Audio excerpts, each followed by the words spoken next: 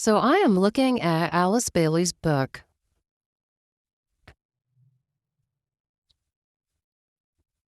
She wrote it in 1922. It's called Initiation, Human and Solar. So if you've studied Alice Bailey, you know she's a famous occultist, and she wrote the bylaws for the United Nations. She's got 14 rules for initiates in this book that basically are like rules to study occultism and practice occultism. So in this book, if you go to page 198 in the chapter Rules for Applicants, rule number 7 talks about secrecy. It says, let the disciple turn his attention to the enunciating of those sounds which echo in the halls where walks the master. Let him not sound the lesser notes which awaken vibration within the halls of Maya. Illusion. The disciple who seeks to enter within the portals of initiation cannot do so until he has learnt the power of speech and the power of silence. This has a deeper and a wider significance than perhaps is apparent, for it holds, if rightly interpreted, the key to manifestation, the clue to the great cycles, and the revelation of the purpose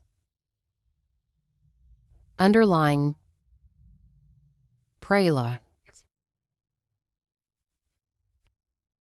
Until a man comprehends the significance of the spoken word, and until he utilizes the silence of the high places for the bringing about of the desired effects on one plane or another, he cannot be admitted into those realms wherein every sound and every word spoken produces powerful results in matter of some kind, being energized by two predominant factors: A, a powerful will, scientifically applied; B, right motive, purified in the fires.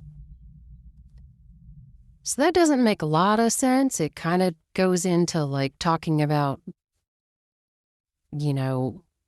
more internal thoughts and dialogue than physical verbalizing thoughts and dialogue. Then on page 199, it goes on to say, an adept is a creator in mental matter, an originator of impulses on the mental plane, thereby producing results in astral or physical manifestation. These results are powerful and effective, and hence the necessity for their originator to be pure in thought, accurate in word, and skillful in action. When these ideals are realized by applicants, the immediate consequence will be important changes in life of every day.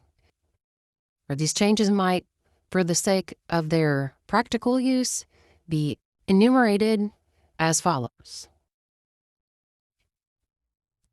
Motives will be closely searched, and a strict check will be kept upon originating impulses. Hence, during the first year in which the applicant devotes himself to the work of preparation for initiation, he will 3 times a day keep written account of the investigations he pursues which concern his motives or the mainspring of action.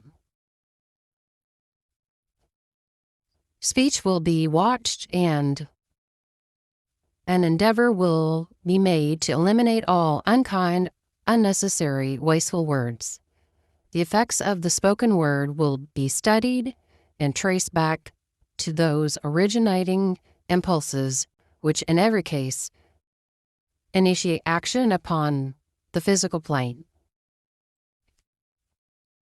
Silence will be cultivated, and applicants will be careful to preserve strict silence concerning themselves, their occult work or knowledge, the affairs of those associated with them, and the work of their occult group.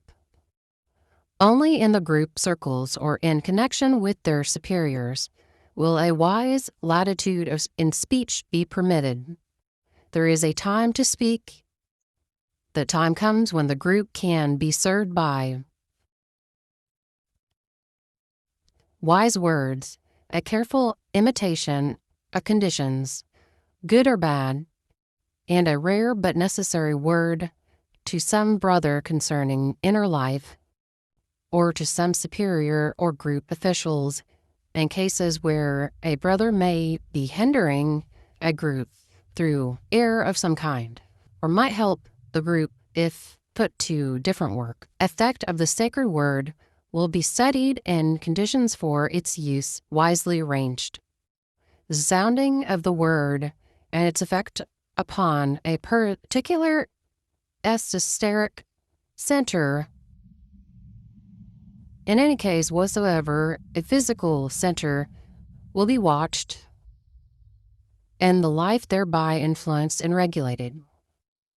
The whole question of the study of sound and of words, sacred or otherwise, has to be taken up with the applicants for initiation.